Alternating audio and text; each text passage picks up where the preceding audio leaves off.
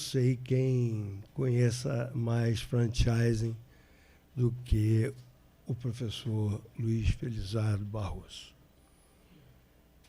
Além de um cientista do direito, é um homem de uma dignidade, de uma ética. Eu tenho esse compromisso com o Rotary, de uma ética inexpugnável. Às vezes, ele se manifesta pelo silêncio. Quem o conhece sabe que, quando ele não está de acordo, ele às vezes silencia-se. E isso é o sinal mais grave, mais profundo da dignidade. Eu não quero furtar-lhes o prazer de ouvir. Quem conheça franchising e quem não conheça franchising há de aprender. Professor, por favor.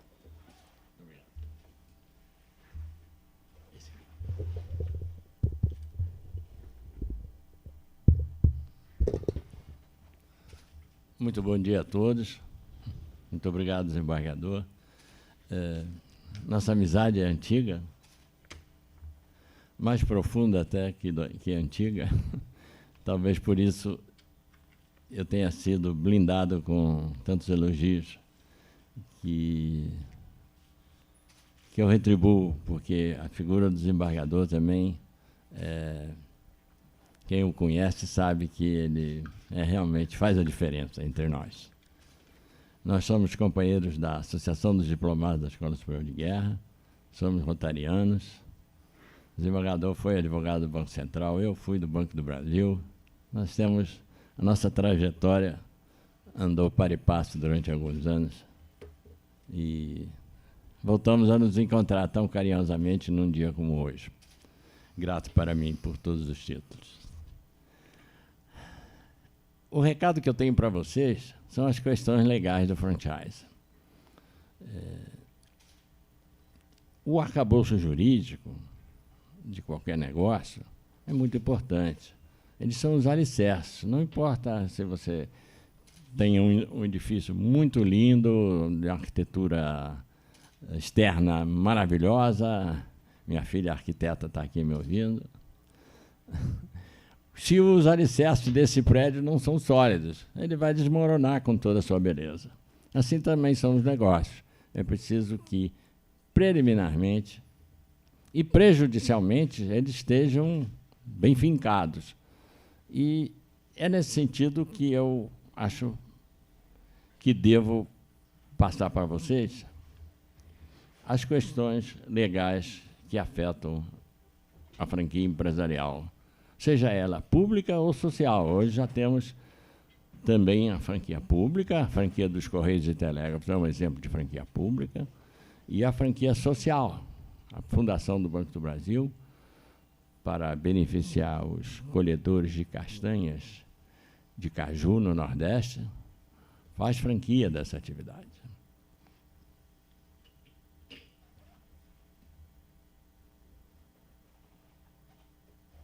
Agora é tecnologia da informação.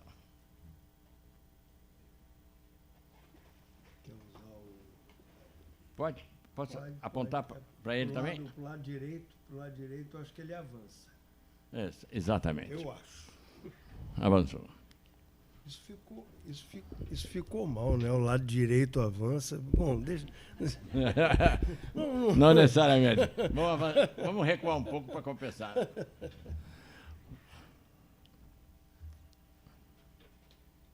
Bom, eu gostei muito dessa frase de Miguel Reale, sobretudo da parte final: convertendo-se em ideias e imagens, penetra-se mais no âmago das pessoas.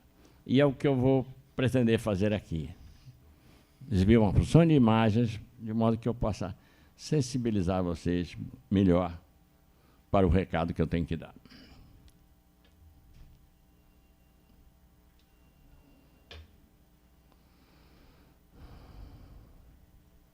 Direito substantivo versus desenvolvimento econômico. É uma tese que eu defendo há muitos anos, que o desenvolvimento econômico de um povo mede-se pelo número e pelo grau de sofisticação dos institutos jurídicos postos a seu serviço.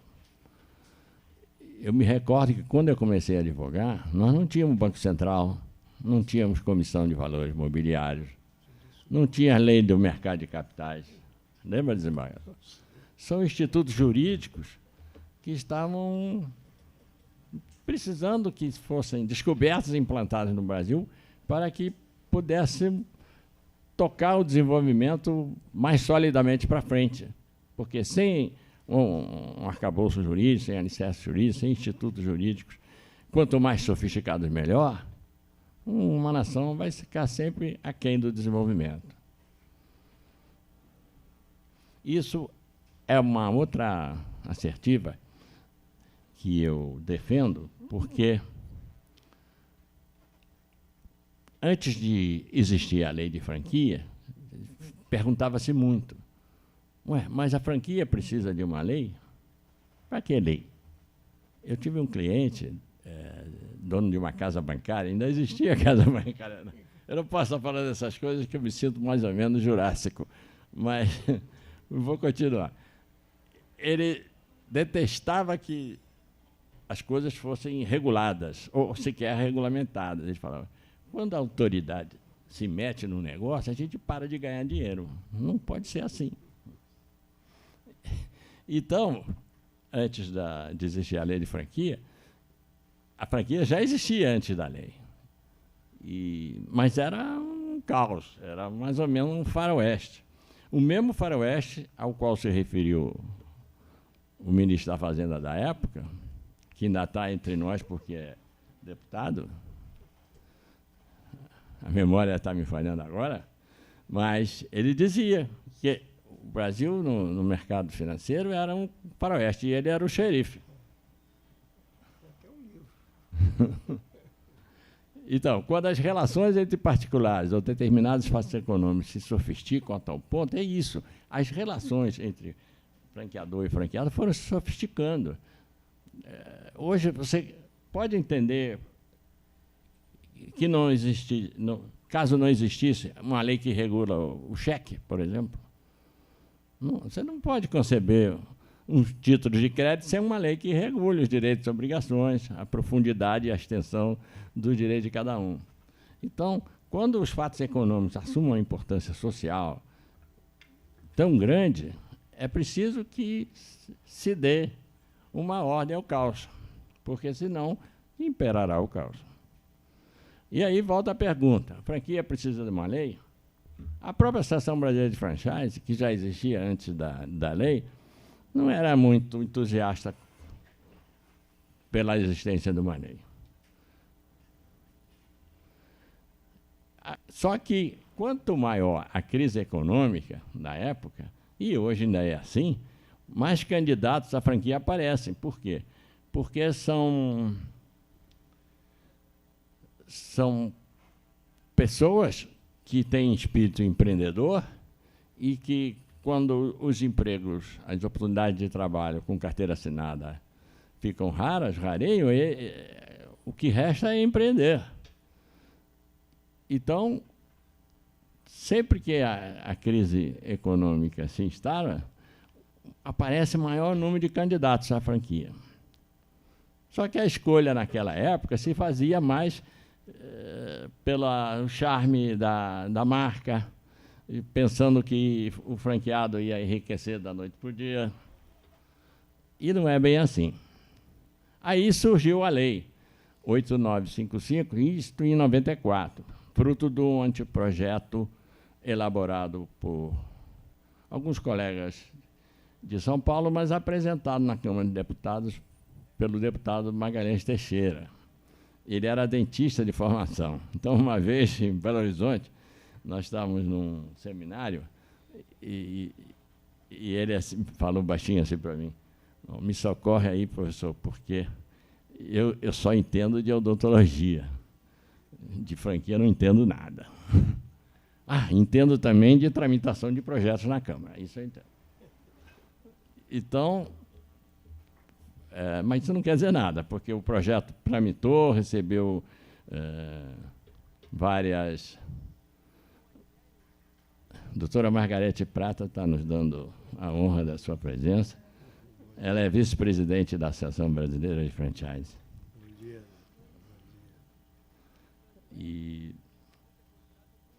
Então, o projeto tramitou. Tá? Aí, nessa altura, o presidente da Associação Brasileira de Franchise tinha até ciúmes de quem fosse a Brasília e fosse lá mexer no projeto, porque ele não queria que ninguém mexesse no projeto que estava tramitando. Então, o que é que consiste essa lei, que é o principal objetivo da nossa palestra? Ela define o que seja franquia empresarial, aliás, uma definição que merece alguns reparos. Nessa obra que eu vou sortear para vocês, a metade dela são comentários ao anteprojeto que tenta melhorar a lei de franquia. Está no gabinete do senador Francisco Dornelles, para que ele tome a iniciativa parlamentar respectiva. Essa lei tem esse condão, institucionaliza o princípio do disclosure.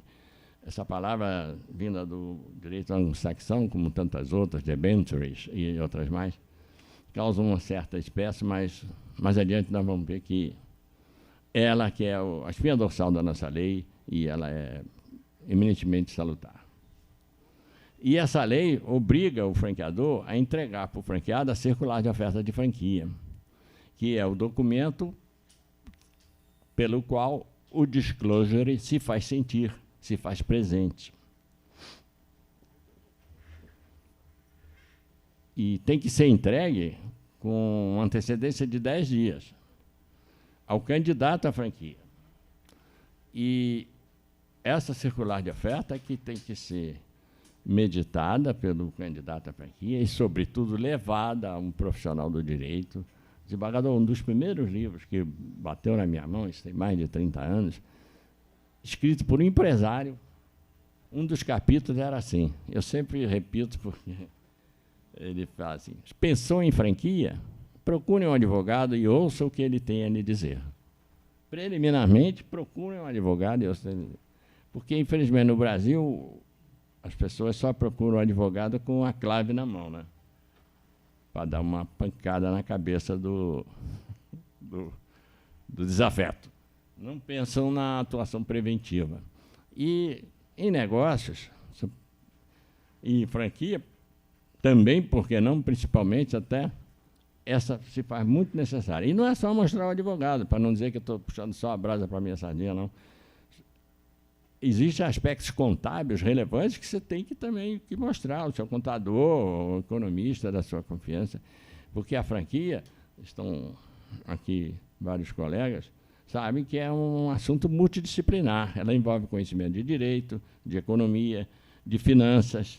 A parte financeira é muito importante, claro, porque a franquia é um negócio oneroso. A não ser a franquia social, que tem também esse aspecto, mas que funciona inspirada pelos mesmos institutos da franquia empresarial, é um negócio como outro qualquer. Induz o franqueador a se organizar. Isso é muito importante. Obriga que o contrato seja escrito. Eu me lembro, o Benetton, o franqueado Benetton, veio me procurar, isso tem mais de 20 ou 30 anos. Eu falei, se queixando do franqueador Benetton, que patrocina as corridas da Fórmula 1. Eu falei, me mostra o contrato. Eu disse, que contrato? Não tem contrato, não. Você tem uma franquia Benetton, tinha 3 lojas. Não tem um contrato. Não. Não existia e-mail, senão eu perguntaria, me dá ao menos os e-mails. Não, nós temos uma correspondência entre nós. Aí me deu cópia das cartas. E o problema é que era a inflação de 100% ao mês, e a Benetton queria que ele pagasse antes de receber a mercadoria. Primeiro era pagar contra a entrega. Depois, não satisfeito, ela paga primeiro, depois eu te entrego a mercadoria. Aí, como não tinha contrato, não tinha lei, o conselho que eu dei a ele é o seguinte: encha a tua loja de mercadorias de outras marcas e espera para ver o que acontece. A Benetton logo deu um jeito de fornecer para ele e receber depois. Isso possibilita a dedução, isso é muito importante, mas não vingou plenamente, que toda a despesa do franqueado pudesse ser deduzido do imposto de renda do franqueado. Quem, na circular de oferta de franquia, faltar com a verdade, será punido. A lei prevê punições para que o franqueado possa acionar o franqueador, já que ele não cumpriu com o que manda a lei. E iguala o subfranqueador ao franqueado, o subfranqueado, todos estão na mesma... Agora, vamos falar sobre o disclosure. Full and fair disclosure. O que é isso? Qual o significado? Em francês, a correspondência é déclarer. Mas no vernáculo, abrir, descerrar, expor à vista, sair do invólucro, tornar público, tornar conhecido, revelar-se. E tem mais um que eu não botei, que é muito coloquial, é sair da casca do ovo. Isso é que é o disclosure, tão propalado, palavra tão esquisita, disclosure. Full and fair, quer dizer, total e sincera abertura. Esse disclosure já existe no mundo, não pensem que foi invenção nossa, não. Antes do Security Act de 1933, os acionistas nos Estados Unidos não tinham ingerência e nem acesso a informações nenhuma para aplicar o seu dinheiro, até que sobreveio esse ato e instaurado o disclosure. Na França, idem. Já existe. No Japão, o Código Comercial e o Security Act deles lá contemplam a figura do disclosure. Na Alemanha. E, finalmente, no Brasil. A figura do disclosure. Onde é que ela está? Ela já, antes da lei de franquia, o disclosure já estava no nosso sistema jurídico, no nosso mercado de capitais, contemplada no nosso direito positivo, na própria lei de mercado de capitais, na lei de sociedades anônimas. E qual é o instrumento do disclosure? Em ambas, no mercado de capitais e no mercado de franquia. No mercado de capitais, é o prospecto. Ninguém pode lançar ações ou debêntures no mercado de capitais sem que elabore o prospecto. E, na franquia, sem que elabore a circular de oferta de franquia, vulgarmente conhecida como COF. Então, o que é que essa circular exige que o franqueador declare nesse documento? Primeiro, as suas referências pessoais da sua empresa e dos seus fornecedores. Se tem empresas coligadas, se pertence a algum grupo econômico, tudo isso tem que estar escrito. O balanço e as demonstrações financeiras, daí a razão de você levar a circular de oferta para mostrar para o seu contador. Indicação de pendências judiciais, em que estejam envolvidos o franqueador ou empresas controladoras. Agora, na modificação que estamos defendendo na lei, que afetem diretamente o negócio de franquia, porque senão vai ser um amontoado de ações judiciais, sobretudo empresas multinacionais. Imagina você ter que certidão das ações de todas as filiais do mundo da empresa. Então, ficamos só com aquelas que afetem diretamente o negócio de franquia. Descrição detalhada da franquia. Dizer em que consiste aquele negócio, varejo, prestação de serviço. E perfil do franqueado ideal. Aliás, nossa lei brasileira é a única que contempla esse detalhe. O franqueador deve traçar o perfil do franqueado ideal que ele queira. Uma franquia da Embrapa, por exemplo, exige que o franqueado tenha uma formação na área de alimentos, na área da agricultura. Mas o requisito principal é ser empreendedor. Mais adiante nós vamos falar sobre isso. Isso é muito importante. A franquia é tempo integral e dedicação exclusiva. Vocês não se iludam, tá? Ralar a barriga no balcão, uma expressão bem rude dos comerciantes, tá? E eu me lembro que nós fizemos um seminário, mais ou menos como este, mas tinha depoimentos de franqueadores, ou de franqueados. Aí o nosso convidado não havia meio de chegar. Aí eu já estava preocupado. Aí chega o nosso franqueado, com uma aparência assim, suarenta, né? Descabelado, barba grande, olheira. Eu digo, você vai se apresentar assim? Ele disse, não sei, assim como? Ele nem sabia. O que houve? Não, eu passei a noite em claro que eu estava inaugurando a minha 3ª loja. Então você vai falar, é assim mesmo. Para ver o entusiasmo dele, a motivação. Esqueceu de fazer a barba, esqueceu que tinha uma palestra. E foi um sucesso. Mostrou que ele tinha espírito empreendedor e que estava no negócio certo, de acordo com o perfil dele. Tem que dizer qual o investimento que o franqueado terá que fazer, né? Inclusive, todo o negócio, a gente sabe que nos primeiros 6 meses é de maturação. Então, você tem que se prevenir, não só com a despesa do negócio, também com as suas próprias despesas. Você tem que ter como se sustentar durante aquele período. O valor da taxa de franquia e das instalações. Quando você vai investir, não é só na taxa de franquia, você tem que pensar quando você vai gastar nas instalações. Aliás, essas instalações é a obrigação do franqueador fornecer ao franqueado um projeto arquitetônico, de layout do estabelecimento, seja ele loja ou o que for, porque a gente sabe que numa rede de franquias os estabelecimentos têm que guardar uma certa identidade. Então, isso terá que ser dito na circular se o franqueador proporciona esse. E é quase certo que deva proporcionar, porque senão a rede não vai ter uma identidade.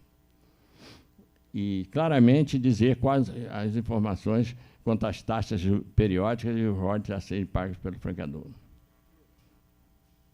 Relação completa de todos os franqueados, sobretudo dos franqueados que deixaram a rede. Por quê? Porque você vai telefonar para você deixou a rede, tal, por quê? Eu deixei porque meus filhos foram estudar no exterior, eu resolvi me aposentar prematuramente ou fazer um ano sabático. Ou então, não, eu saí da rede porque aquele franqueador é um cretino, é isso, é aquilo. Então, é a primeira providência. Eu acho que ninguém deve pensar em ser franqueado antes de pegar a lista dos franqueados da rede cobiçada e telefonar para eles. E, se possível, visitar a loja, visitar o estabelecimento comercial, daqueles que tiverem funcionado. Garantias preferenciais, exclusividade, reserva em relação de território, atuação. Agora, com a internet e o comércio eletrônico, essa questão de território está sendo muito questionada porque está sendo estendido, né? Antigamente, a única exceção que havia eram os shoppings. Os shoppings funcionavam como se fosse um território à parte. Não estava dentro da região, compreendido dentro da região do bairro estabelecido. E hoje, comércio eletrônico, o franqueador vende pela internet, como vende também através dos seus franqueados. Então, essa convivência tem que ser estabelecida claramente.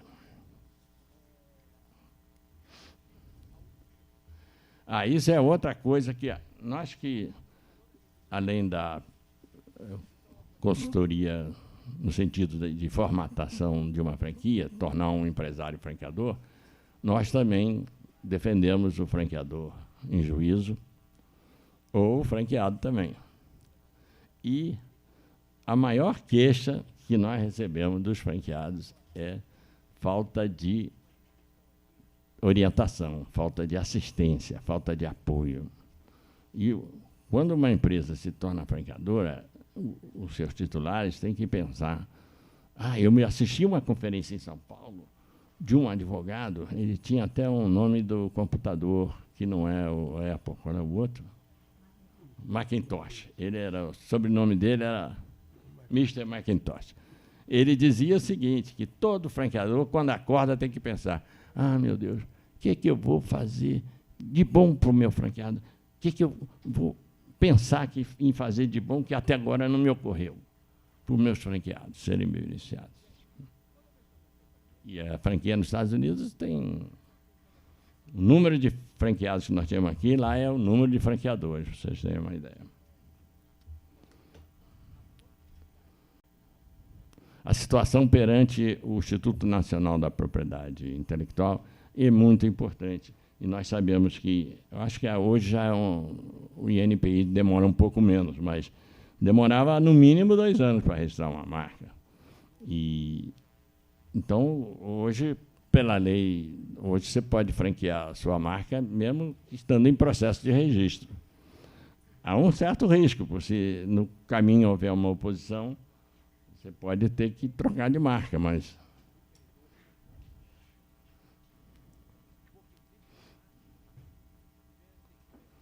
deverá ser dito na circular de oferta se o franqueado vai ser obrigado a adquirir nos fornecedores homologados os insumos do seu negócio. Tipo, franquia de pizza.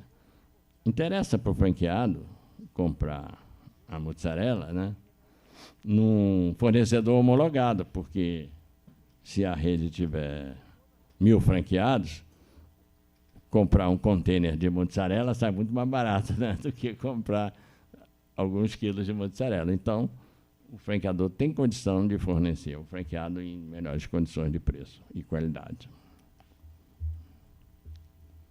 Isso também é muito importante. Antes de expirar o contrato, tem que estar dito em suas cláusulas,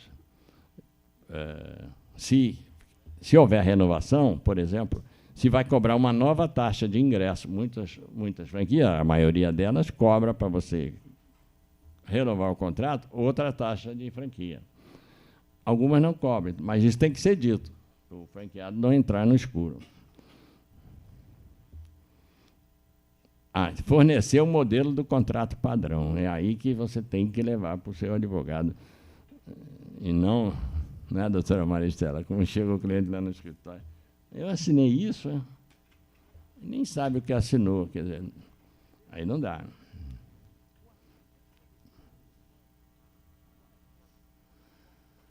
Esse é um conceito de franquia, do qual eu só vou destacar a primeira palavra, autorização, porque a lei diz que o franqueador cede ao franqueado.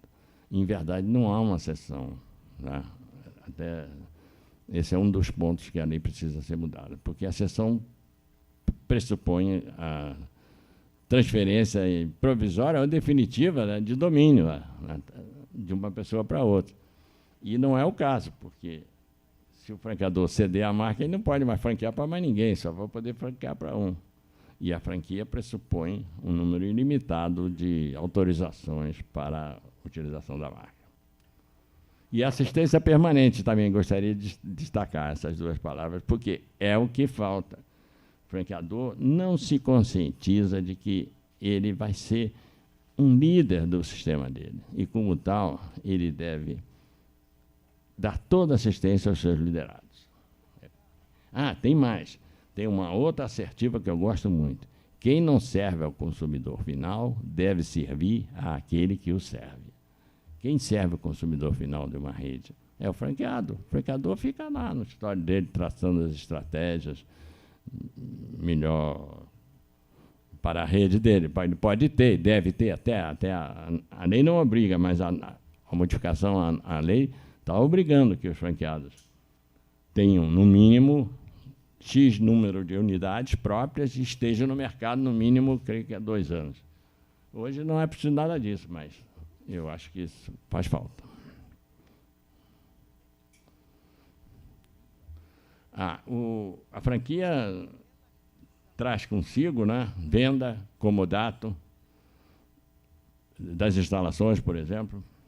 Acho que a franquia Januí Davi cedia em comodato um kit com os principais equipamentos que um salão de beleza de corte de cabelo deve conter. Isso quem afirmou foi o nosso mestre Rubens Requião. Isso também está no âmago da franquia. Nas empresas tradicionais, é a famosa pirâmide do poder, né? Vocês estão vendo aí. Lá no pontinha da pirâmide estaria o diretor-presidente, depois os diretores, gerentes, auxiliares. No franchise, não existe essa pirâmide. O franqueador está no centro, mas ele exerce a sua função de liderança e negocia constantemente com seus franqueados. Aliás, dizem, e acho que se prova até pelas estatísticas, que as melhores redes, as mais exitosas, são aquelas em que o franqueador compartilha a direção da rede com os seus franqueados. Aliás, existe o Conselho de Franqueados, que é uma figura que algumas boas franquias já contemplam. E, através desse conselho, é que essa negociação se faz. Periodicamente, o conselho se reúne com representantes de diversas regiões do país. Quando trabalhamos para lojas BR Mania, da Petrobras, nós fizemos o conselho de franqueados das lojas BR Mania, porque os postos de abastecimento de combustível não são franquia, mas as lojas de conveniência, BR Mania, são. Então, daí esse cuidado com a rede de franquia. Então, parceria, você é responsável por quem cativa, como no casamento civil, né? Acordo de vontade entre 2 ou mais pessoas. Para quê? Para aquisição, resguardo, modificação e extensão de direitos. O contrato pode ser único ou 2 contratos, um de franquia e outro de licenciamento da marca. Vou andar mais depressa, porque o tempo está correndo.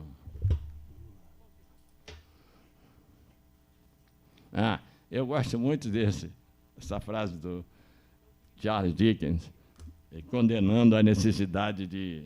Porque antigamente bastava o fio da barba, né? Hoje não, hoje você tem que partir do princípio, como ele diz, tomar precaução um contra o outro. Aí eu digo aí, descontando-se as liberdades poéticas do autor, a verdade é que nós temos que nos resguardar. Vivemos numa selva de negócios, né? Verdadeira selva, onde temos que nos resguardar contra os predadores, de uma forma ou de outra, e quando mais não fosse, porque, infelizmente, a viver e morrer. E, voltando àquela minha afirmação inicial, quando as relações entre particulares ou determinados fatos econômicos se sofisticam de tal ponto, passam a interessar a coletividade e ao próprio sistema como um todo, urgindo sejam normatizadas, porque constitui fator de atingimento do bem comum. E como o contrato faz lei entre as partes, urge também que observemos as leis que regem as suas relações, para preservar, no mínimo, a integridade do pactuado, traçar os parâmetros do tão apregoado equilíbrio entre os direitos e obrigações. O contrato de franquia. Existe o contrato jurídico, que a gente chamaria, e o contrato humano. No contrato humano, a gente só deve estabelecer relações que estejam de acordo com a nossa conveniência. Você tem que pensar, para que eu vou assinar esse contrato? Eu preciso da outra pessoa, para quê? O franqueado precisa do franqueador, para quê? Porque então a marca é exitosa, vencedora, e eu quero me associar a ela. E o franqueador precisa do franqueado para quê? Para atingir o consumidor final. Então, um precisa do outro. Agora, tem que ter transparência, sinceridade, respeito mútuo. E um canal de comunicação permanente entre os parceiros. Eu falei em parceria. Então, antes de existir a internet, quando eu dava palestras como essa, eu falava no telefone vermelho, que existia entre o presidente dos Estados Unidos e o presidente da União Soviética para evitar a guerra atômica. Hoje, com Skype, não precisa mais de telefone vermelho. Então, a comunicação está muito fácil. Quem disser que não se comunicou com o seu franqueado porque não pôde, está mentindo. Então, cada uma das partes deve compreender claramente o que está investindo na relação e o que pretende extrair dela. É como a nossa prova quadra do Rotary, né? É bom para todos, é verdade, beneficia a sociedade como um todo. Então, relação contratual. Contrato escrito, acho que eu já falei isso, licenciamento da marca, outros contratos, pode ser assistência técnica, transferência de tecnologia, fornecimento de bens e serviços e comodato. Nada impede.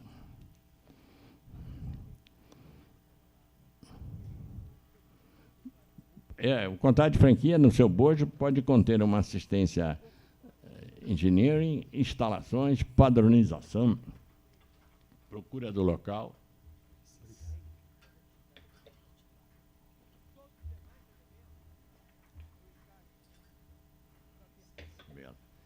Eu me lembro de um Social Cafezinho, que acho que está já na hora das perguntas, e eu ainda não estou nem na metade. Vamos lá, não, está dentro do seu tempo, pode estar à vontade. Tá.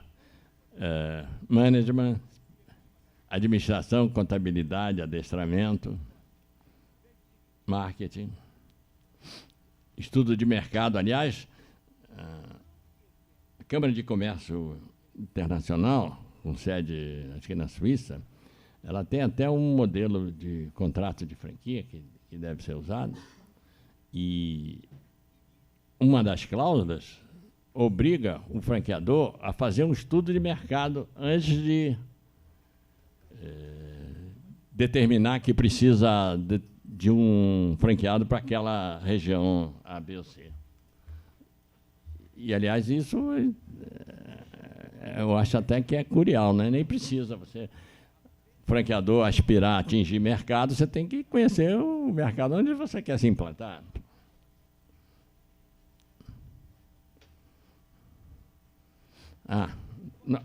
Vou passar bem rápido, porque acho que a maioria aqui é profissional do direito, será?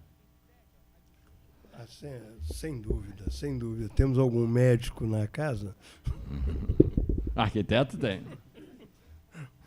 Bom, deve haver reciprocidade, daí o contrato ser sinalagmático, comutativo, equivalência das prestações, atípico. O Showa, que é o autor do novo Código Comercial, do projeto, né?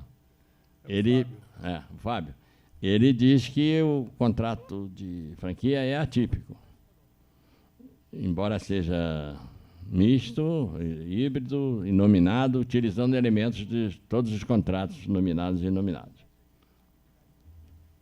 É intuito persona, porque a pessoa do administrador franqueado, da pessoa física, é muito importante.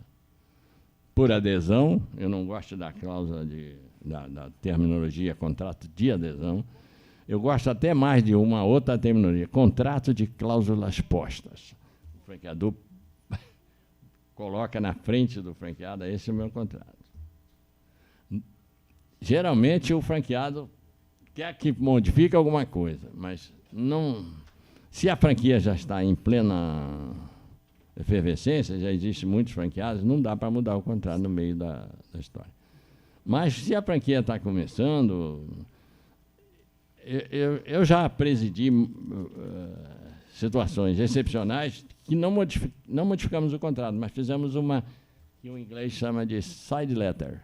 Uma carta, por exemplo, o contrato obriga o franqueado a inaugurar sua unidade em 60 dias da data da assinatura do contrato. Só que a unidade dele está num shopping cujas obras só se encerrarão dali a 6 meses. Então, para aquele franqueado, excepcionalmente, serão 6 meses. Então, de duração, porque trato continuado, sucessivo, consensual, não solene, formal. Não precisa ser registrado em lugar nenhum, mas precisa ser por escrito. Espelho fiel do acordo entre as partes, não há modelos universais, mas os elementos básicos devem estar sempre presentes, evitar dependência econômica, atentar para o perfeito equilíbrio de interesses que deve existir. Risco econômico do negócio tem que caber sempre ao franqueado, sempre. Houve um projeto de lei que já faz tempo não vingou, é claro, que garantia a lucratividade. O deputado era nada contra o deputado, ex-jogador de futebol, mas ele era um ex-jogador de futebol de Minas Gerais, e no projeto de lei dele garantia a lucratividade ao franqueado. Isso eu já falei, né? Outros contratos, transferência de tecnologia, licença. O franqueado, quais são os direitos dele? Ao uso do nome e da marca consagrados, a reserva de território, a liberdade sem tutela na administração do seu negócio, com algumas renúncias, como no casamento. Né? Eu me lembro quando a Cristina e o Leonardo, aqui presentes, meus filhos, iam para Night, no Baixo Gávea, no Baixo Leblon, eu ficava com uma pontinha de inveja, mas não podia ir, né? E a patroa certamente ia querer junto. Mas tinha outras compensações.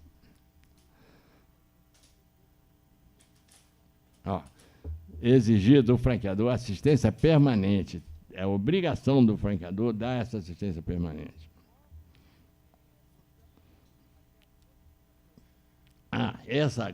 Essas duas linhas, a moça que me fez essas transparências errou. Tinha que estar na outra página. Isso é direito do franqueador. Selecionar o franqueado a seu exclusivo critério. Deter o uso privativo da marca e sistemas operacionais. Isso eu passei rápido. E o franqueado? Usar o nome e a marca, não pode usar o nome nos seus papéis fiscais. A firma do franqueado é diferente da firma, ou do CNPJ. Então, ele não pode usar, mas na loja, nos seus... enfim, todos os outros documentos, ou papéis promocionais, o que for, deve usar a marca sim, mas nos papéis oficiais não.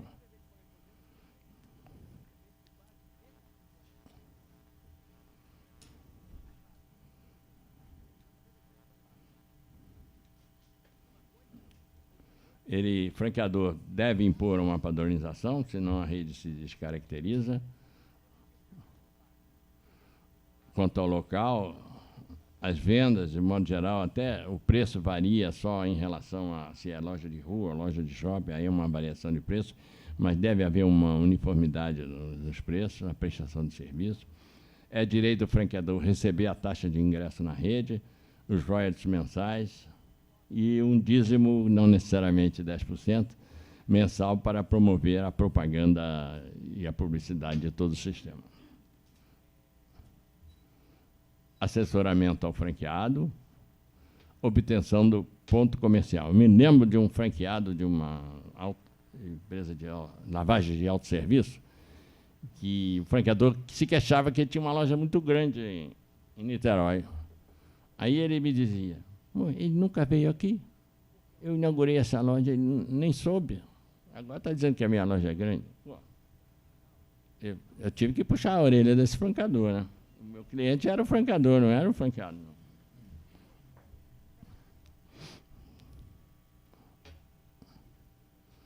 Instalação da loja, aquisição de materiais. Elaboração do projeto arquitetônico. Está aqui a doutora Cristina na minha frente, arquiteta, que não me deixa mentir. Sem isso, não há rede, uniformidade de rede. E o franqueado não pode adivinhar. Então, o franqueador tem que fazer um projeto arquitetônico, layout das instalações, seja loja, seja o que for, e também de utilização da marca.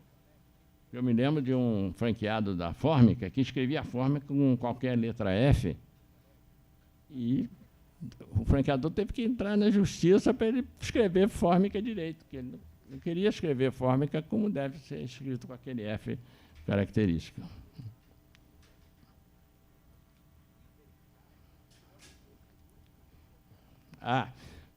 Se puder dar assessoramento jurídico na assinatura do contrato, se bem que eu defendo que o franqueado deve ter seu advogado, e o franqueador um advogado diferente. É como no divórcio, né? Se o marido disser, não, vem, o meu advogado cuida dos teus interesses também. Não vai dar certo, né, advogado?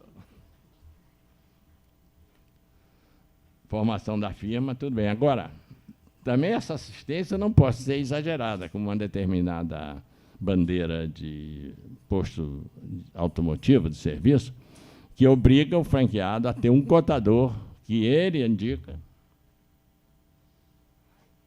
Então, a contabilidade do franqueado é feita pelo contador do franqueador. Aí já se foi a liberdade do empreendedor, né?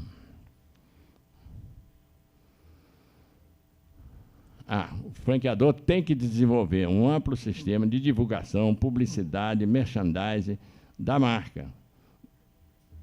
Negócio, se possível, até merchandising no meio das novelas, porque custa caro pra caramba. Eu me lembro de uma franquia de perfumes.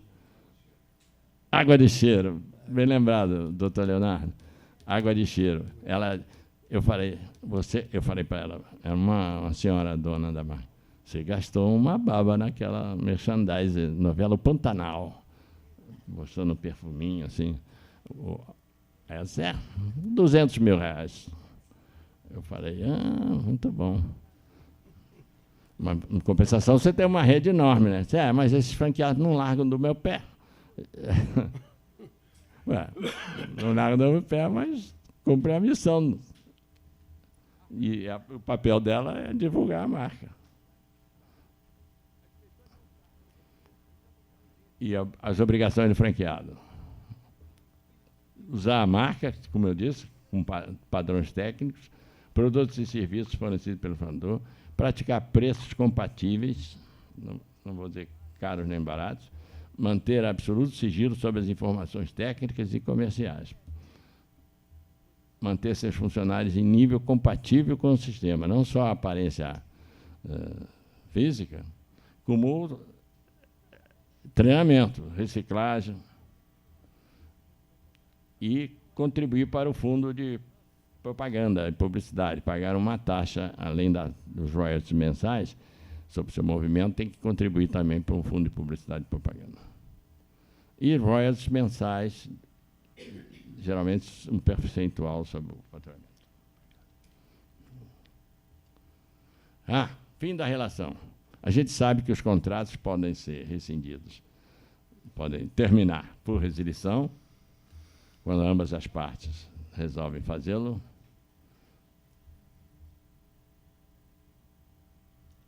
até por sentença arbitral. Na rescisão, a ruptura parte de uma das partes. Aliás, está faltando um S lá em cima, né? Dissolução do contrato por ambas as partes. Mais uma bobeada da minha. Inadimplemento contratual, descumprimento de padrões éticos, morais, leis, posturas, idoneidade financeira, falência, concordata, ou por sentença judicial. E também existe o Código de Autorregulamentação, a nossa Associação Brasileira de Franchise e outras associações, a francesa tem também, acho que a inglesa tem também, um código de autorregulamentação. O conteúdo do código é muito parecido com, vocês vão ver, com o articulado de um diploma legal. Ó.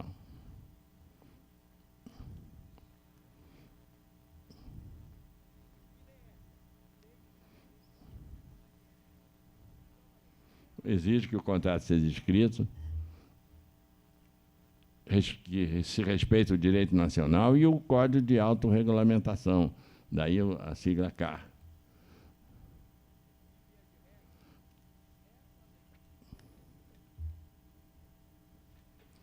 Esse código também abrange as marcas franquias, direitos e obrigações, tal qual um contrato de franquia. Agora,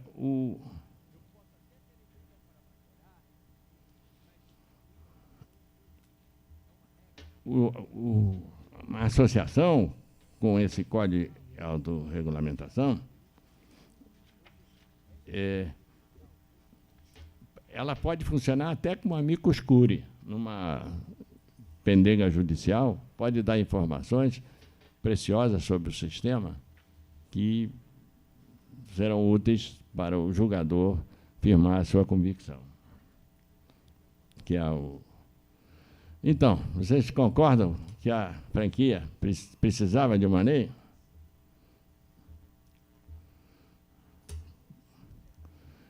Eu acho que sim, porque vai ser um sonho você acreditar que quem não esteja no sistema, quem não seja associado, vai respeitar um código de autorregulamentação. Autorregulamentação. Você não faz parte, então você não tem nada a ver com aquele código. Então, não vai. Conclusão. Para obrigar quem esteja fora do sistema, somente mediante lei, cujo desconhecimento não pode ser negado por ninguém, nós sabemos disso. Não se tratou de impor uma camisa de força, mas de induzir uma ação segundo o princípio salutar, do disclosure. Eu me lembro que, quando instauramos o Fórum da Franquia Empresarial em Brasília, no recinto do Ministério do Desenvolvimento do Comércio, uma mesa muito grande, eram mais de 100. Um consultor de São Paulo se levantou e falou assim: eu vou me embora, não estou de acordo com nada disso. Pô, e o ministro ali, né? Isto aqui vai ser uma estatização da franquia, vai ser uma franquia Obras. Se levantou e foi embora. Mal educado, não?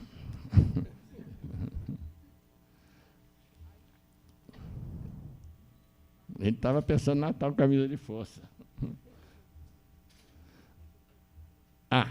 É conveniente que o contrato de franquia tenha uma cláusula compromissória, já preparando o caminho para um juízo arbitral. Esse sou eu, alguns anos atrás, dei um desconto. Era a fotografia do doutor Leão. Eu vou ter que atualizar essa foto. Eu gostei tanto dela. Vou colocar a sua foto. Foto deprimente ninguém bota, né, Dona? Não, está muito bem. Ó, essa palavra foi a palavra mais falada na feira de franquia que houve aqui no Rio. Aliás, o Rio de Janeiro está com uma feira de franquia que já é uma das maiores do mundo. Só perde para a de São Paulo, que eu acho que é a maior, e para a japonesa também. Então, que é a guisa de pós-fácil, eu vou passar esse recado para vocês. O direito deve estar a serviço do desenvolvimento. Isso desde o início eu falei, né? Para que possam ser criados mecanismos que facilitem as empresas. Empresas essas que creem que a sua responsabilidade no mundo e têm um propósito definido, descobrindo por que elas existem e para que existem.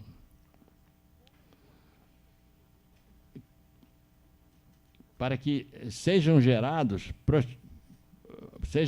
uma prosperidade sustentável em uma determinada sociedade, que se ufana de ser capitalista. Então, você tem que proporcionar às empresas instrumentos, já que estamos num ambiente jurídico, instrumento jurídico.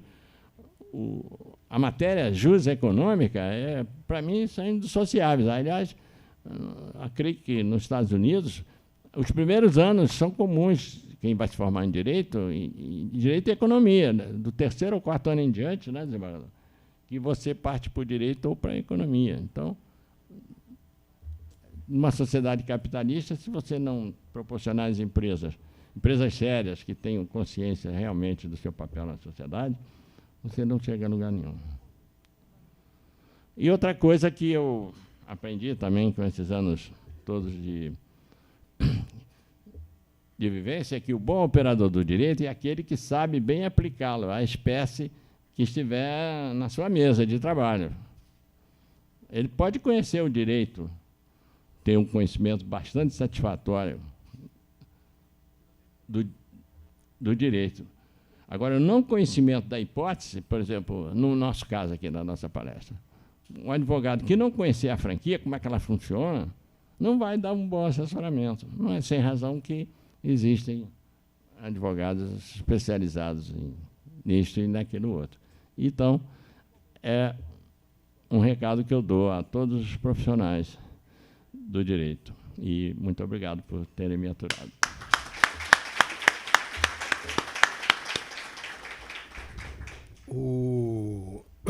A verdade não exige muitas palavras. E o profissional, quando ele é bom, ele não vem para se mostrar, ele vem para mostrar o seu produto. E o professor Felizardo, aliás,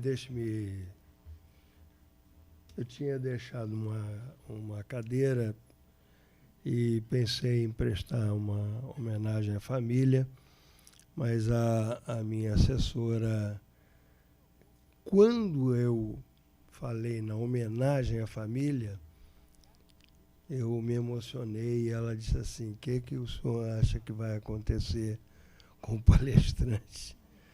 Porque uma dessas cadeiras é do Dr. Ricardo. E eu presto só uma homenagem à família, porque talvez tenha sido o fato mais constringente, mais importante, né? E para suplantar uma perda, é preciso que nós tenhamos muito amor à vida. E o que o professor Felizardo está fazendo hoje aqui é trazer o que ele tem de melhor. Vejam, senhores, o nosso privilégio. Ele está trazendo o que ele tem de melhor. Esse produto, ele transformou a construção de um prédio de 200 andares que nem avião derruba.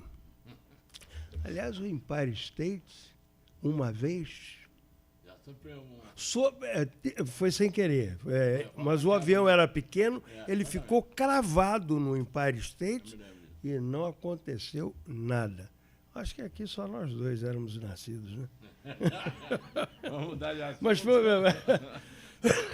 Mas o conhecimento do professor Felizardo é assim.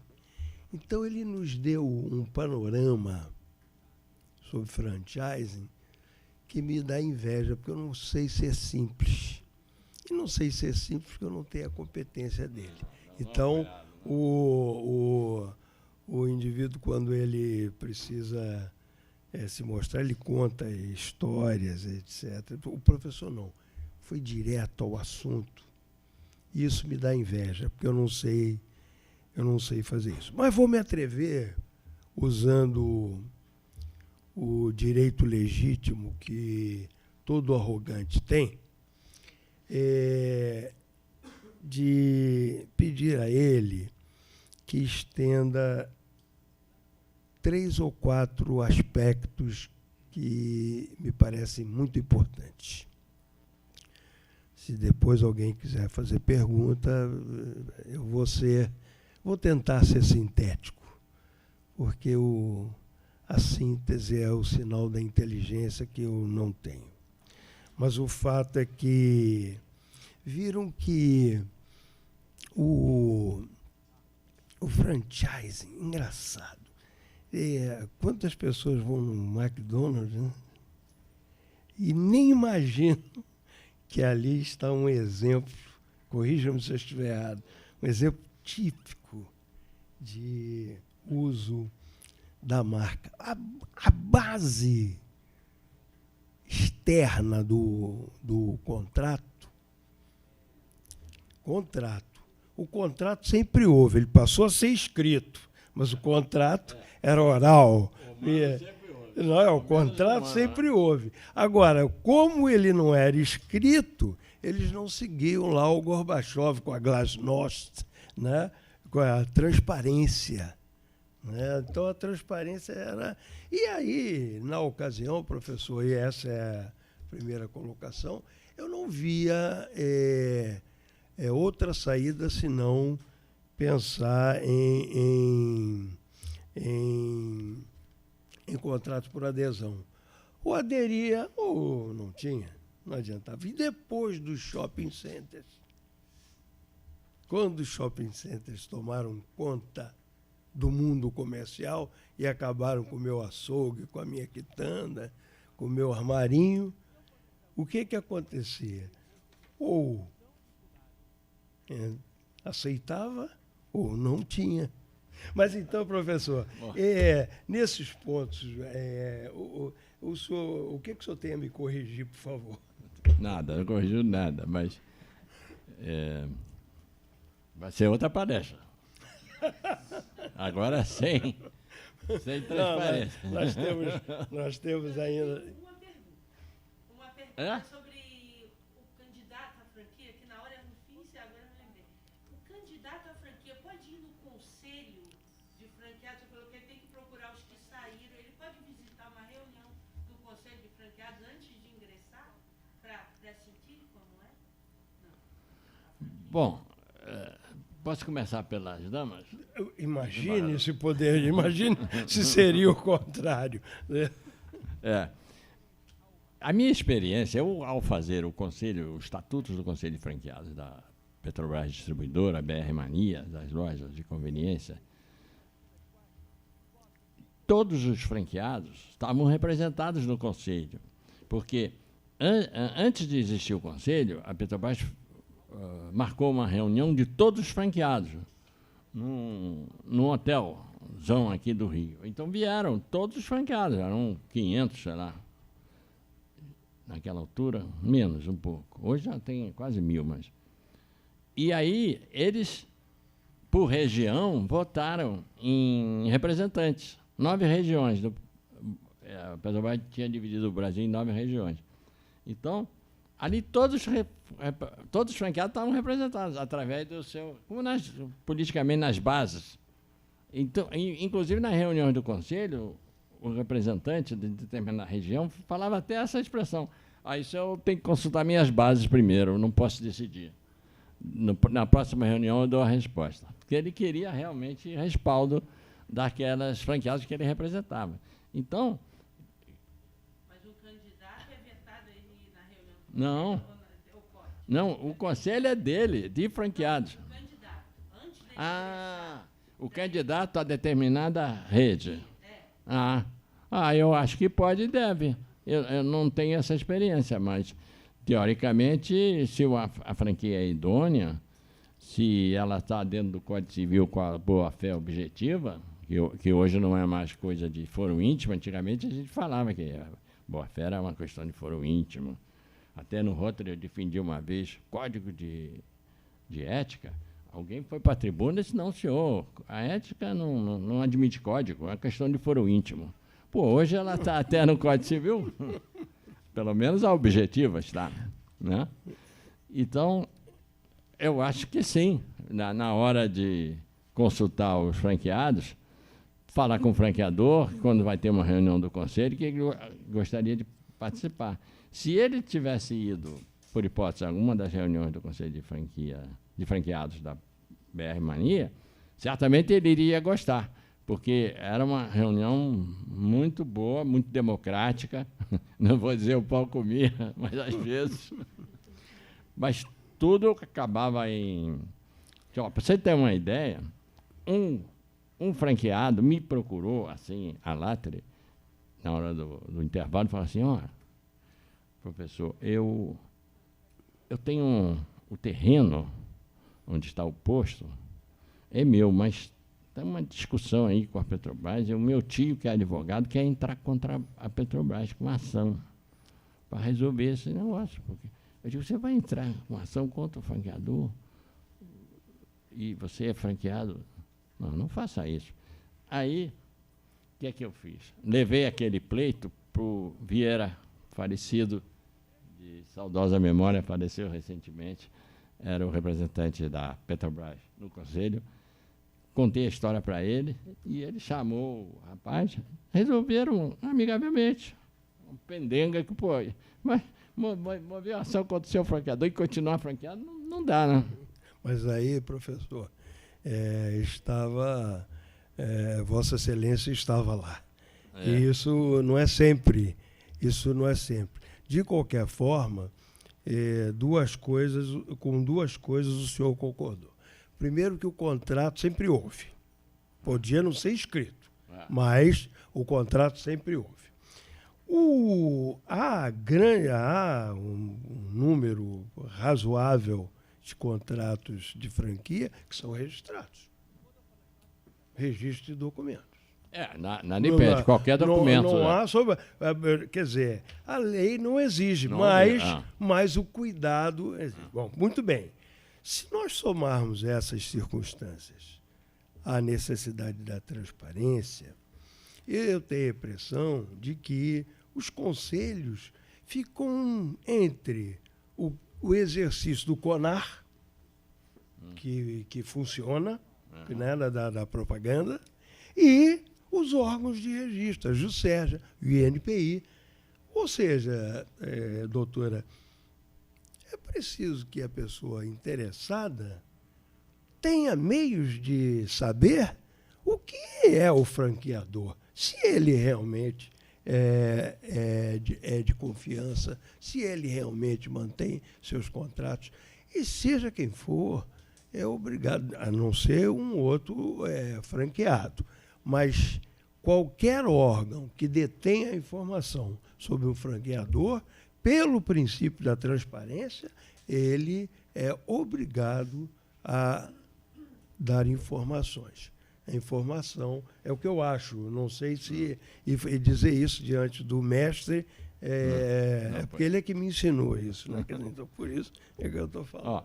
Eu queria falar só sobre a força que o franqueado tem e não sabe. Porque os franqueadores são, hoje, 2.000 e pouco. Mas franqueados são 50 mil em todo o Brasil. E a associação, da qual eu me orgulho, que eu sou um dos fundadores da Associação Brasileira de Franchise, antes dela existia a Associação dos Franqueadores Brasileiros, a BRAFA, a FRABA, uma coisa assim, que eu fazia parte como consultor. Depois fundamos a Associação Brasileira de Franchise, hoje eu sou presidente do Conselho Fiscal. Mas, mesmo assim, eu fico sempre batalhando, não só para divulgar o verdadeiro conceito de franchise, como também para dar maior consistência ao sistema. O presidente da Associação Comercial do Rio de Janeiro me convidou para fazer um conselho de franqueados, o conselho de franquia da Associação Comercial. E eu já reuni as pessoas que ele me disse, convoque no mínimo 40 pessoas, entre jurídicas e físicas. Eu já reuni as pessoas, estou esperando espaço na agenda do senador Francisco Dornelles, que ele deverá inaugurar solenemente esse conselho, que passará a funcionar. E nesse conselho eu pretendo, além dos franqueadores, dos empresários, o franqueado empresário também, chamar mais um pouco, um maior número de franqueados, porque eles não conhecem a força que tem, pô. No universo, que eles são 50 mil, no universo de 2.000 franqueadores, pô, eles dominam qualquer entidade na qual se associarem. Estou aqui em presença de um dos candidatos a futuro diretor jurídico da Associação Brasileira de Franchise. Está de parabéns, está de parabéns. A associação está de parabéns.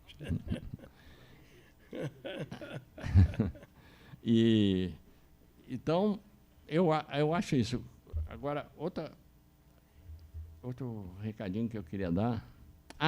Nós vamos lançar, eu sou muito entusiasta do ensino à distância, principalmente depois que eu caí na lei da expulsória, e me proibiram de lecionar na UFRJ.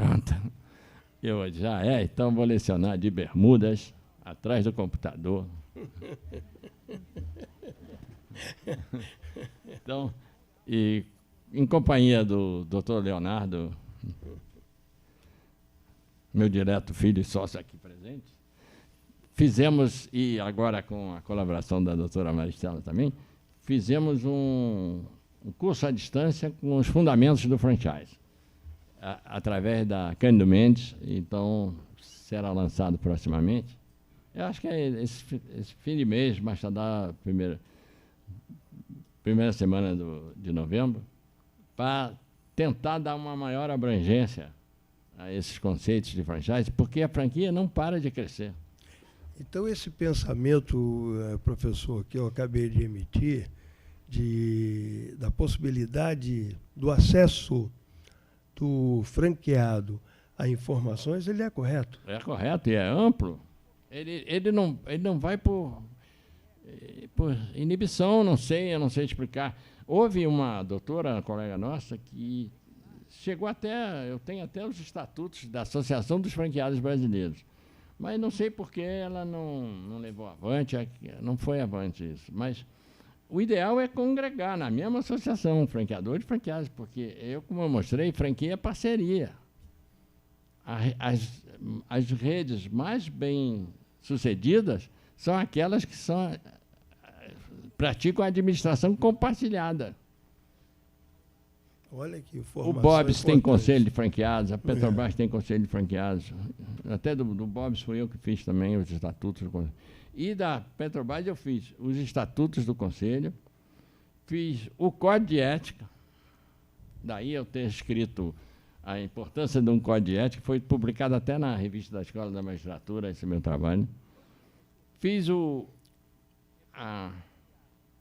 regulamento interno da Comissão de Ética, que punia os franqueados, maus franqueados de VR Mania, mas premiava também.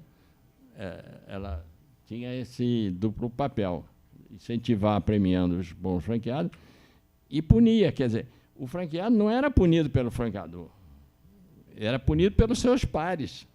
Eu acho que depois de certa fase da vida, principalmente, eu quero estar bem com meus pares. Não me interessa dinheiro, nem projeção nobiliárquica, nem acadêmica. Eu quero que meus pares me considerem bem. Está aberta a sessão para que aquele que quiser fazer pergunta. Temos ali em segundo lugar.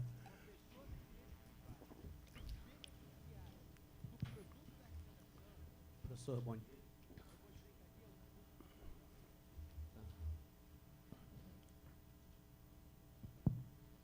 Bom dia, muito obrigado pela palestra. Como o professor muito bem colocou, o negócio de franquia se mostrou excelente no Brasil. Mas, como, ao mesmo tempo que traz muitos benefícios para o franqueador, traz também muitas obrigações.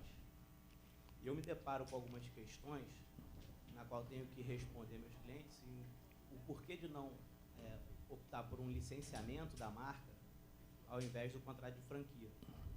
E a minha resposta sempre é, porque no licenciamento você terá muito pouca condição de restringir o modo de atuação Exatamente. do seu licenciado.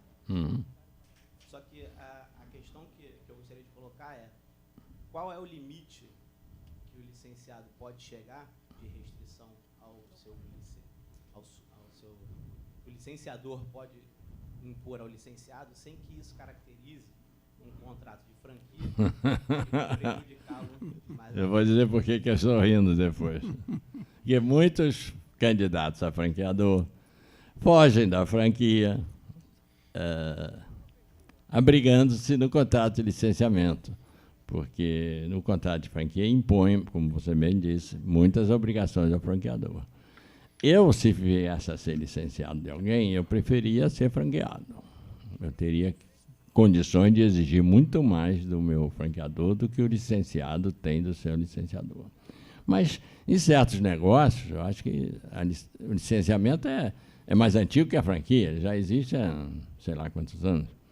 Então, o contrato faz lei entre as partes. Então, um contrato de licenciamento bem feito pode que seja satisfatório para ambas as partes, como eu disse aqui, né?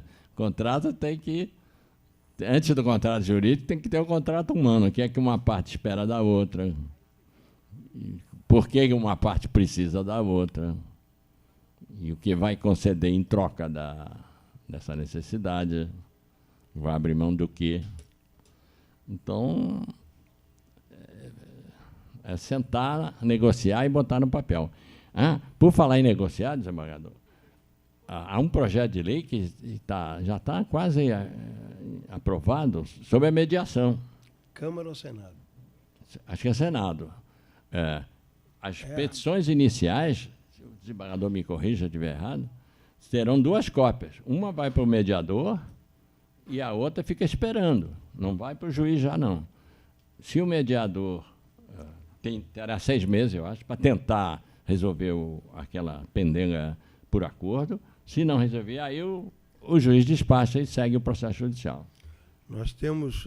acho isso uma beleza. Nós temos um problema técnico aqui, professor, porque veja que o seu assunto explode de uma forma como só os diamantes que estão vindo de Saturno, já viu? Não é? É que a maior parte dos diamantes caíram aqui, estão aqui entre nós. Mas o fato é que nós tínhamos alguém que tinha pedido para fazer uma indagação. Está satisfeito, doutor? Tá. Nós temos uma outra pergunta. Eu queria usar da ética para... Claro. Alô, muito obrigado, bom dia a todos presentes. Desculpa atrapalhar a palestra. Não, que é isso, não atrapalha. Mas eu tenho uma pergunta sobre a questão da segurança do franqueado. Por quê? Como foi dito na palestra, nós temos a COF, que é o primeiro instrumento apresentado, o primeiro documento oficial apresentado ao franqueado, onde contém todas as informações, como o pré-contrato, o contrato e os modelos, até mesmo da obrigação do fiador que tem para o contrato. A questão, assim, o que eu tenho percebido é que o franqueado tem 5 anos naquela vigência daquele contrato. Sendo assim, pode depois o franqueador terminar ou então conseguir a extensão do próprio contrato de franquia. Foi pautado que existe uma lei de 94, que hoje rege o contrato de franquia, e tem uma alteração. Qual seria a alteração? Aí vem a pergunta. Qual seria a alteração dessa proposta que está na nova lei de franquia para a segurança do franqueado? Olha, muito obrigado pela sua pergunta. Eu queria fazer uma correção. A lei não regula o contrato. A lei de franquia, ela regula, né, a prospecção de uma franquia, regula as providências pré-contratuais.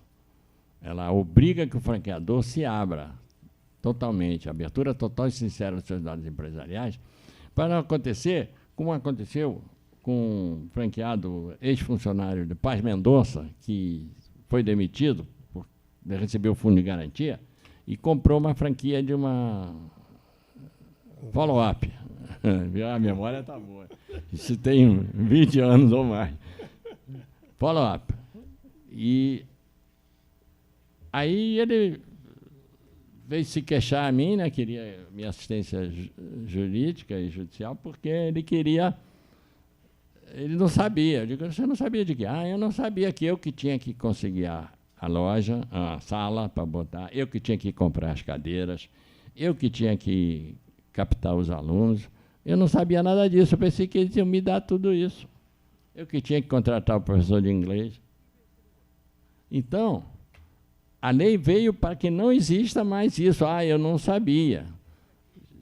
Você tem 10 dias para pegar a circular, que é amplamente, casuisticamente, né, tratada, para você levar para o seu advogado, levar para o seu contador, para o economista. Mas o contrato é livre a pactuação entre as partes. E a proteção do franqueado está cada vez mais no fortalecimento do sistema, na conscientização por parte dos franqueadores de que eles são líderes do sistema.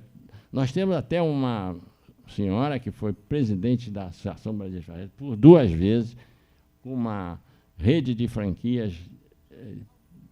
A doutora Maristela está sorrindo aqui, ela sabe quem é. Ela me disse assim: professor Barroso, eu gostei muito quando o senhor falou que o franqueador tem que ser líder. Pô. Se você não liderar uma rede, você não motiva os seus franqueados. E franquia, sobretudo, depende da inspiração, da qualidade de empreendedorismo. Hoje está se falando muito em empreendedorismo, se aprende na escola ou não se aprende na escola. Eu acho que é inato, mas na escola você pode aperfeiçoar, claro.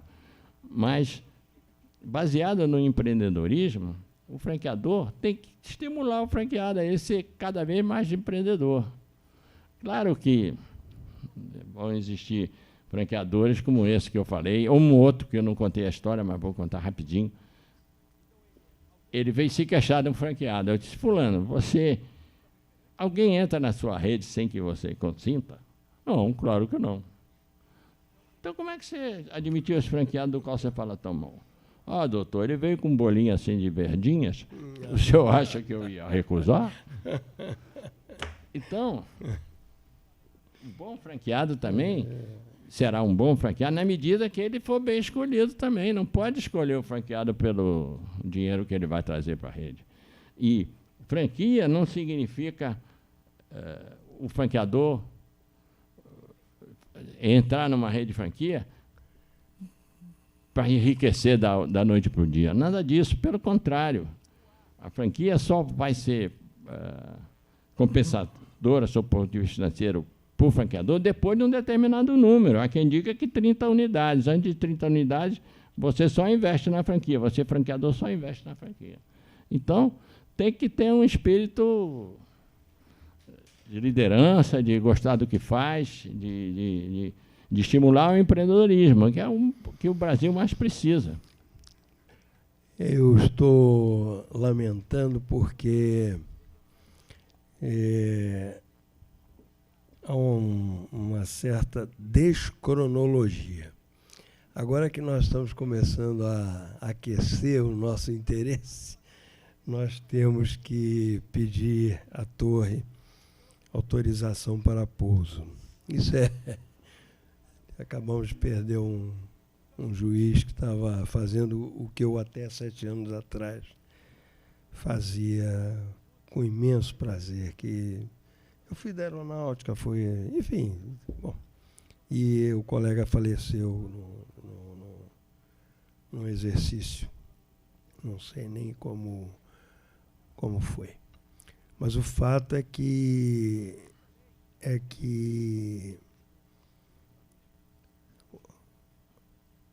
os homens que dirigem o mundo, eles começaram a pensar em ética. E o reflexo disso nós temos aqui.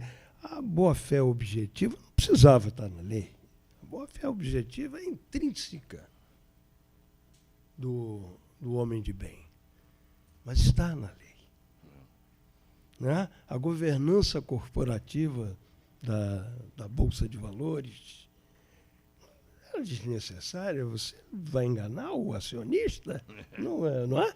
Mas nós estamos regulamentando o que deveria estar inato o que deveria pertencer à nossa Constituição.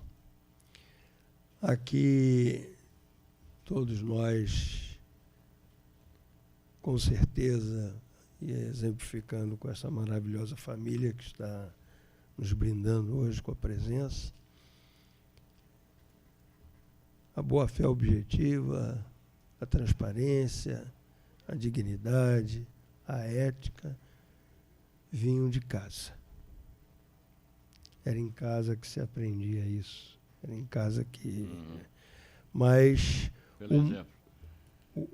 Pelo exemplo dos pais. O exemplo dos pais. Mas o mundo dos negócios, em especial, lamentavelmente...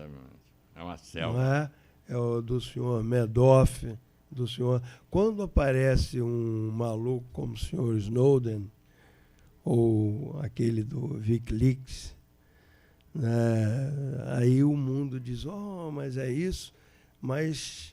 E lá eu insisto nisso, não deixo isso passar, porque as coisas vão se diluindo, professor, a ponto de o elefante que o rei da Espanha matou junto com a namorada, ninguém sabe. Ele não ia comer o elefante. Matou para se divertir. Para se divertir. Tanto é assim que a Espanha está passando o papel de rei para o príncipe, que parece que aprendeu com a mãe a ética. Se percebeu, o Boechat, numa reunião como essa, eu mostrei, porque eu leio Ola, que é o Caras daqui. Eu leio Ola por motivos linguísticos. E ele, então, não deixou passar, né? Esse desembargador, eu achava que o senhor devia ter melhores leituras. Aí ele não sabe que é ali, através da leitura daquilo que é pago, aquilo tudo é pago. Retratos, fotografias, locais, é tudo pago. Aquilo ali é a antiética. E como eles protegem o assassino de elefantes de uma maneira surpreendente. Surpreendente. Está se aproximando a hora de nós nos retirarmos, mas eu vou sortear 3 exemplares desta obra que já vai ficando clássica. Já está pensando, já tem que preparar uma outra edição por causa desses pontos daí do código. Temos que começar a pensar nisso. Note que eu disse temos, né? Eu já estou pedindo um lugarzinho no Desembargador, eu queria confessar outra coisa. Eu andei conversando com a Denise sobre a possibilidade de, em abril, nós fazermos um dia inteiro sobre franchise. Sobre franchise. A Denise já está verificando isso, como é que nós vamos fazer, mas isso já está em planejamento. Ah, que beleza. Isso já está. Nós que fomos da ESC sabemos que temos que ver. A ideia é uma palestra sobre a parte legal, claro, a parte financeira, a parte tributária. Nessa altura eu vou convidar a doutora Michele Viegas, que está aqui presente, que ela tem uma pesquisa muito interessante sobre se o franqueado paga ISS, o franqueador paga ISS. Eu sempre olho para o tributarista primeiro com admiração, né? Porque todas as vezes que eu tenho que ver quem é o agente que paga e o que cobra, eu tenho que ir lá no código, porque eu me esqueço, é uma coisa horrorosa. Agora, a tributarista bonita, eu confesso que não é assim tão comum. Arquiteta bonita, não. Advogada bonita. Advogada bonita, agora tributarista, não é? É bom que assim seja, que ameniza um pouco a aridez do imposto. A aridez do imposto não pode ser amenizada. é inamenizável. Nem com uma tributarista bonita? Não, nem com... Olha que eu já fui consultada sobre Mas ela pertence a um time... bem Não, mas ela satisfeito. pertence a um time famoso. Cleópatra, Nefertiti, eram todas malvadas. Professor, tire um número, por favor, um nome. Eu revelo? Deixa eu ver. Olha, o primeiro sorteado, Patrícia Coelho, mas como é que pode isso? Patrícia, Patrícia Coelho, olha, ela ficou quietinha ali. Por favor, Patrícia. Posso fazer a dedicatória agora. Olha, tá vendo? Aí está. Olha. Nada, obrigado a você. Obrigado. Tá?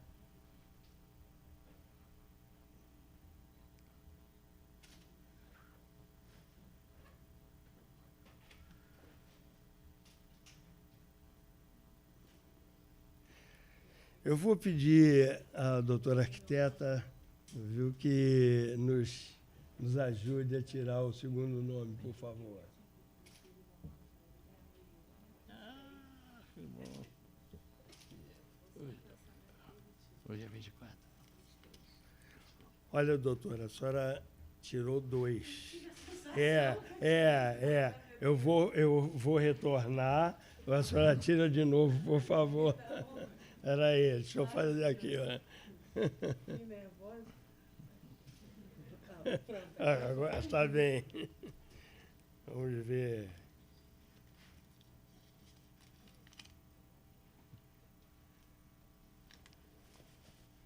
Eu quero fingir que não sou velho, mas não adianta. É inevitável. Márcia Quaresma, é Quaresma? É? É? Neves? Hein? Márcia Quaresma Neves. Não está, não? Ela não acreditou na sorte, saiu antes. Aí... Melhor para quem ficou, né? Aumentou a chance.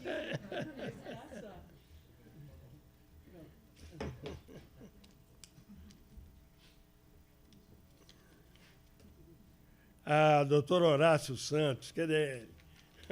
Está aqui. Olha, aqui, doutor Horácio. Por favor.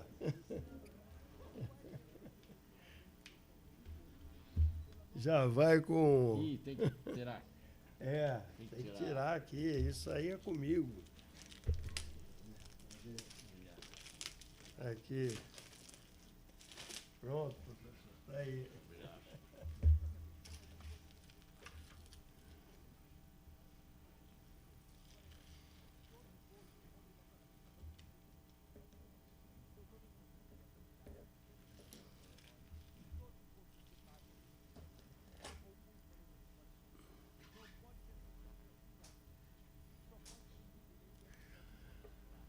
Doutor, por favor, para completar a família.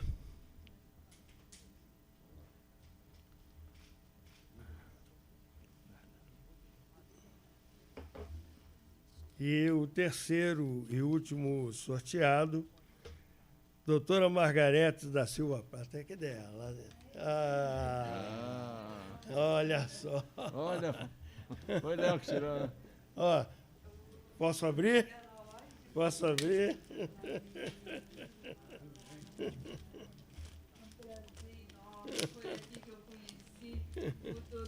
Foi aqui na Escola da Magistratura que nós nos conhecemos. Olha, eu gostaria que aguardassem um segundinho mais, por favor, porque nós temos um finalzinho, nós temos um encerramento em que, enquanto o professor escreve ali, eu vou dizer aos senhores o que é. É que nós não temos como pagar uma palestra dessa, um momento como esse. Então, a escola certifica essa atuação do professor com um diploma, que eu vou passar as mãos deles assim que ele terminar. Notaram que o professor, ele não é eu sou chamado, quando há segredo, eu sou chamado num canto. Olha, chama num canto. Ele não, ele é chamado a látere. Não é, é diferente.